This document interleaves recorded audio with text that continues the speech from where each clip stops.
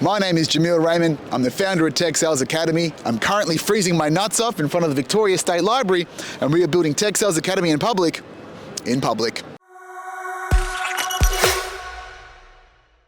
Hello and welcome to another episode of Building Tech Sales Academy in public. My name is Jameel Raymond. It's an absolute pleasure to have you here as always. This week, back in Melbourne town, I'm in front of the Victorian State Library, as you can see over here. It is one of Australia's educational institutions. It is Australia's oldest public library, and it's actually the third busiest library in the world, which is very surprising, given that we are only a city of 5 million people here in Melbourne. So it's a great achievement to be punching up with the literary greats and I think literary is, I was going to say librarial greats. I don't think that's a word. Let's just stick with literary. I really went too far with that one, but hey, it is what it is. So what's happening in the world of Tech Sales Academy lately? Not a lot. Like you guys know from last week, I've still been trying to find my feet with other priorities outside of the academy, with my life, and becoming basically a parent all of a sudden. So a couple of metrics for this week. We've actually added 4 new members. Hello to you all. And basically this week I've been just getting back into the rhythm of the daily actions that are required to grow my personal brand and grow the academy, which is engaging on socials and LinkedIn, having to re-strategize and pivot what I do with the AE Toolkit launch now that I have other priorities in life. I had a meeting with Ashna, who is my social media girl. I should say that she's my digital marketing manager, and that's her title, not mine, but I'll let her have it. And my own business coach, Cheyenne, about how we pivot now, because this whole life stuff, I have to, how do I put this? It's difficult for me to put the brakes on the building, because I've been so determinedly and doggedly all in for the last, since the start of the year, really, since I quit Cisco. So to then, take away the behaviors of just constantly building, how do we get to the next thing? How do we launch? How do we do this? It's actually a bit of a relief to just slow down and not have all of that mental bandwidth taken up by the anxiety of releasing a product and the imposter syndrome and all of the little minutiae that goes into doing something that's scary and new for the first time.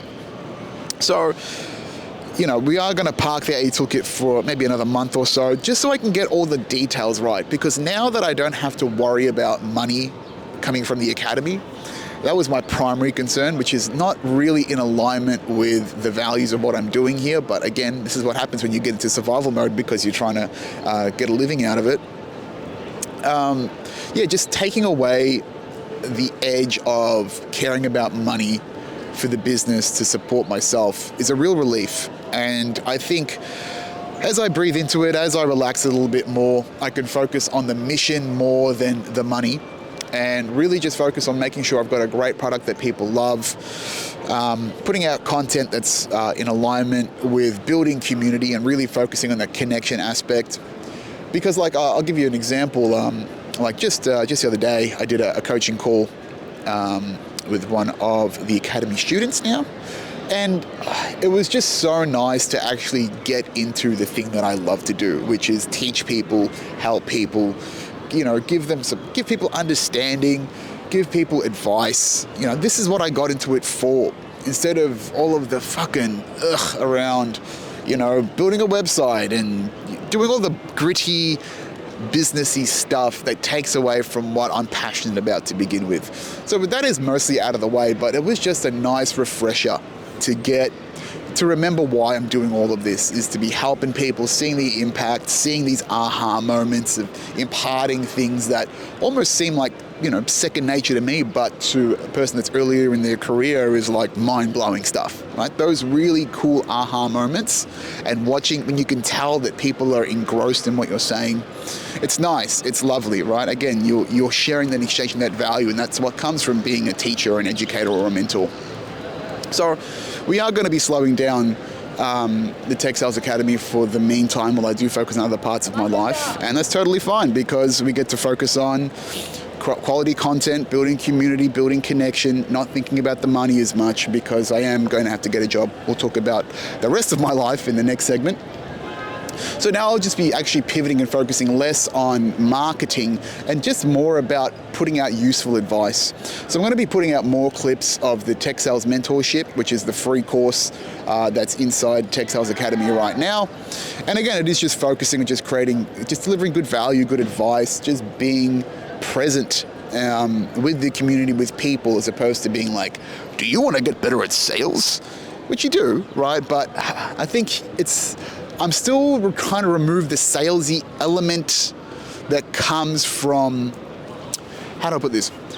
Like, I don't want to sell, but I have to sell, right? I think that's a little core truth that I've got, is like, even when I'm selling in a day job, I don't think that I'm selling. I know it's a sales role, but I'm really just focused on, how do I solve a customer's problem? How do I find the solution that is best for them based on the tools in my toolkit?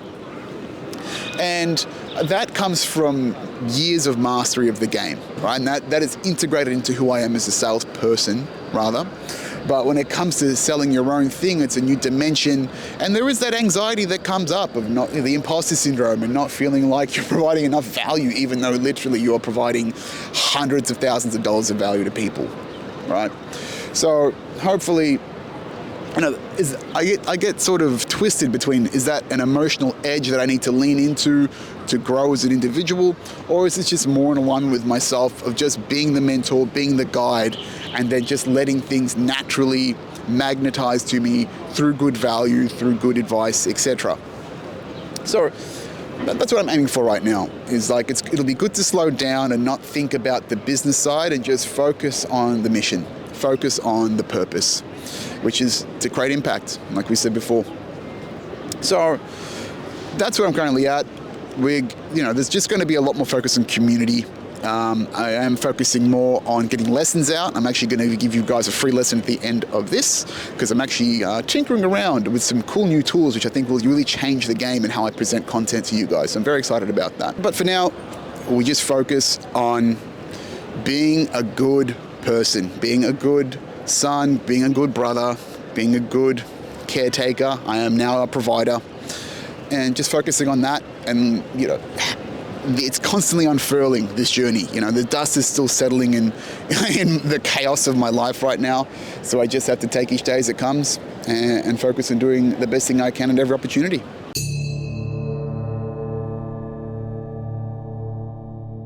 So since my family incident and my family situation has basically derailed my entire life and all of my plans, I figured I may as well tell you and keep you a little bit up to date of what's going on. Last week we talked about basically the chaos of what has happened, some ideas that I had. Things in the last week have developed a bit. The plans are solidifying, so I'm just going to talk you through them right now. So first of all, by the time you guys watch this, I will have taken power of attorney over my mother. Her choice. That sounds like forceful, but I'm going to be taking power of attorney for my mum and basically operating as her legal and operational guardian through this family mess, because I have a much better understanding of legalese and finances than she does. She's also 66 and on the cusp of retirement. Like, this is a lot to be taken in for her. You would have seen my mum actually on the vlog, on the Club Cisco vlog. So yeah, I will be taking over power of attorney. Basically, we're just separating our lives from my father. So one of the things I'll be doing after I get power of attorney is helping my mum lodge divorce. And basically, I'll be spending the next few months divorcing my dad on my mum's legal behalf. That was not part of my 2024 bingo card, but hey, I guess we're just getting through it, and it is what it is. So as well as that, we have to sell the family home that is currently being looked at right now. I think we've just got an agent organized for that. Once that house sells, look, it's a bit of a shame to be selling the house, but it has generated a lot of equity, which is what my parents need to retire on. That is their nest egg for both of them. So once that is sold, and selling a house is a pain in the ass, but you guys just got to get through it. that'll enable enough money to help restart my mum's and brother's lives. So basically we just have to see out the next, 3 or 4 months whilst that goes through that selling process. And that'll give us enough money financially to start mum again and make sure she's comfortable as well. Because for me, my priority right now is just making sure that my mum and brother are comfortable and have got a life that's set up and, a bit of a lifestyle by design. So, after that, the thing that's sort of we're working through at the moment is where do we live now? Because right now we're in temporary accommodation, and we've probably got 5 weeks left there, and we have to think about, hey, what's next?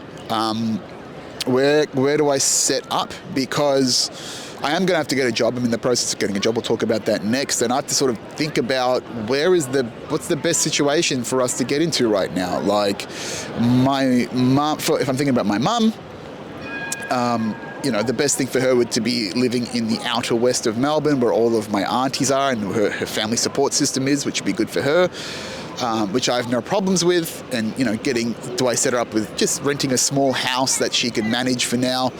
Something that's very suited to her and her lifestyle choices, because we are going to have to retire her early, which is, a nice thing to tick off as a personal achievement, I guess. I don't know. Not in the way that I expected it to, but, we'll take the win for what it is nonetheless. So she'll be retiring early. She is in line to get the pension from May next year, so money won't be an issue, and getting income from then on, plus the money from selling the house as well. So that'll keep her comfortable, and I will be basically taking on those assets and managing them on her behalf, and basically doing an investment plan to extend the money that she gets to lengthen her super and her nest egg for as long as possible.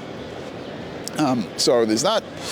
And so do I decide whether I go outer suburbs, or because now I'm the primary breadwinner and I'm going to be getting a job soon, do we get something that's a little closer to Melbourne, or to the city, because I've got to commute and get to work 3 days a week and work in the office 3 days a week. And personally, I hate a commute. That's what I love about remote working. So if I can minimize that commute, my previous commute while I was at Cisco was only half an hour door to door. That was pretty good. Now, currently where I'm at, it's about an hour 15, which is no bueno. Especially now that I'll have to come into the office 3 days a week, or more or less, I don't know, depending on what role I get. So there's that balance, whether I just have to set my mum's life up now, or do we get to temporary accommodation? That's something a little more suited to me. I also want to get a place where I can set up a dedicated study and potentially a content room, so I can, do clips and whatnot from one singular place and just become a content farm like all good creators should be. So there's that balance, and that, I think, again, all of this stuff will sort of unravel as we go through the journey over the next coming weeks and see what pops up. And then, for myself, I'm getting a job. I've already got 2 interviews lined up. I had one yesterday, a few days ago by the time you guys watch this, and it went really well. It's a job that I would love to get in the Cisco ecosystem, in a telco environment. So 2 of my core strengths together, mate, good place to be. And so it is, that's reassuring. That's one of the benefits of being in technology sales and being good at it, right? Is that you can take risks on your life and your career, and if it somehow just gets completely wrecked and dismantled, you can always come back to a job that is very comfortable, right? Like, I'll be straight up with you. If I get the role that I interviewed for the other day, I'll be landing into a job that makes me $200,000. So what a fantastic safety net, right? And this is why, ladies and gentlemen, if you are early to the tech sales career game, this is why you want to get into it, because one of the beauties of it is your earning potential never decreases, right? Sales is a skill, a value generating skill that only compounds in value over time. Okay, so that's why if you're at the start of your journey, get good at it, suck it up, go through the rejection, go through the pain of getting good at this game, because at the end of the day, that next step in your career, is it a solopreneur? Is it creating your own company? Are you the next Steve Jobs? That is all available to you, and you can generate good money and good income from a comfortable job in sales in the meantime. Right? And if it all goes belly up, you can always just go back and start again. And that's the plan. We keep executing. Dust is still settling, still a bit of a mess. we just go through the journey. I'm taking you pretty much live through the chaos of my life. But hey, isn't this what you signed up for? That's actually not. I didn't sign up for this, but it's good drama. It's good drama. You know, I gotta say, truth is stranger than fiction, and it's really showing itself now. So in the next segment, I'm going to do a free tech sales lesson. I'm actually going to show you a 30, 60, 90 plan, and we're going to do that in a slightly different format. Check it out. G'day technologists. In this free lesson, we're going to go through something called the 30, 60, 90 day plan. And what the 30, 60, 90 plan is, it's a plan on a page that you would give a hiring manager when you're going for a job interview, for a sales role interview. This is a pretty common ask to show and demonstrate your capability in developing a sales plan to make sure that you are hitting quota by the 3-month mark. Usually in a sales role, in your first 3 months, you go through an on-ramp period where the expectations to hit quota are lessened as you're trying to get an understanding of the business, the customers, etc., to develop pipeline and then hit quota from 3 months onwards. Okay. So what's in a 30, 60, 90? Usually you're identifying the key functions of your role. That usually means your customers, pipeline, other stakeholders, and the broader market. You need to determine key activities inside each of those functions that will lead you to hitting your target and making quota, usually by the 90-day period onwards. Okay. So the 4 key functions within a sales role that apply to a 30, 60, 90 are your customers, first and foremost, and that is understanding your portfolio of customers, right? What segment are you in? Are you in SMB, mid-market, enterprise, etc.? Are you dealing with a particular industry or a range of industries, or do you have just a breadth of customers and you have to figure it all out? How many customers are in your portfolio? Because that will amend how much attention and time you spend on each of them. What are your key customers? Okay, and usually some big ones in there you need to spend some more time and attention on. Who are the key decision makers inside your customer base? And what's the sentiment of the brand that you are working for? Because very often when you are new to a sales role, there's been a relationship breakage. The previous account team, the previous account manager has gone, and you need to understand how the customer feels about that, how they feel about the brand, how they could feel about you. And that is a baseline of where you grow your relationship from. Okay. Over time, you'll also get to segment your customers, whether it be a high or low touch, whether they're a white space customer. A lot of organizations use an ABC method, whatever works for you. Okay. After your customers is your pipeline. So understanding where the deals are. Okay. So understanding where the current pipeline is, where the most of the pipeline is being sourced from, and how much work will you need to do to make sure that you're hitting your quota. Okay. You might need to discover, are there any current opportunities, any hot ones that you need to get on top of and develop and close now? Usually they're left over from the previous account team. And over time, you will optimize your sales message, your value proposition to market to your ideal customer persona based on the feedback that you get from your customers about what they like, what they don't like, what's been resonating with them. Okay, and that's how you'll develop that sense of what that is over time as well. The third key function is your stakeholders. Okay, so outside of you and your customers, you're going to have some other major stakeholders. It could be an engineer, it could be your managers, it could be partners if you're working in a partner ecosystem, or other resources, your executive leadership team, for example. And what you want to understand with your stakeholders is, what do we need from them to succeed? So if you need technical enablement, do you need to provide some reporting to the business to make sure that your business hygiene is correct and they know that you're doing the right activities to succeed and keeping the manager happy? And how you keep these stakeholders engaged in what you're doing to make sure that they're contributing to your success and making sure there's win-wins in the time and effort they put into you succeeding in your role. The fourth key function is the market itself, okay, the broader playing field. So are there market trends that you need to respond to or that are worth capitalizing on for your success?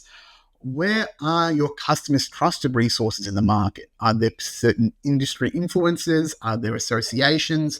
Do they love to use Reddit? Okay, it's all useful sources of the public. And what can you learn out in the market to give you that competitive advantage, to build some authority and to develop some thought leadership in this space so customers trust you when it comes to solution time? Okay. So these plans, they have progression, right? They go from I'm figuring it out, I'm adjusting, and now I'm getting into my regular operating rhythm. And if you really want to stick out, you want to put a goal pipeline or sales figure by the end of the 90-day period. I mean, are you aiming to get, by quota by day 90? Do you want an X amount of qualified pipeline, etc.? But try and put something ambitious in there to show the business that you are hungry to succeed. So I'm going to give you an actual example of a 30, 60, 90-day plan that I just gave a few weeks ago, actually last week. So this is for a BDM role, just pure hunting and selling inside the telco called Optus, and they would be selling Cisco products. So right in my pedigree of telco and Cisco. And so with this plan, you can see here the 4 key areas, the 4 key functions, and I'm just doing the fundamentals in my first 30 days. I'm connecting with the team. I'm getting to know them. Who's who in the zoo? Are there any opportunities I need to jump on top of and get across? Because there might be things that are left over from the previous account team. I'll be reconnecting with my previous Cisco team and other new resources, specifically in cyber, to get a better understanding of what's going on in the business. And then get adjusted to the playing field, the competitive market that I'm dealing with. Who are my competitors? Who are my threats, etc. with market research. In the 60-day mark, I'm starting to develop. I should have a good, decent finger in the pulse of what I need to be doing every day. Who are the key value pools? So the key customers, maybe there's certain industries or certain territories that I need to be dealing with that'll provide the most pipeline.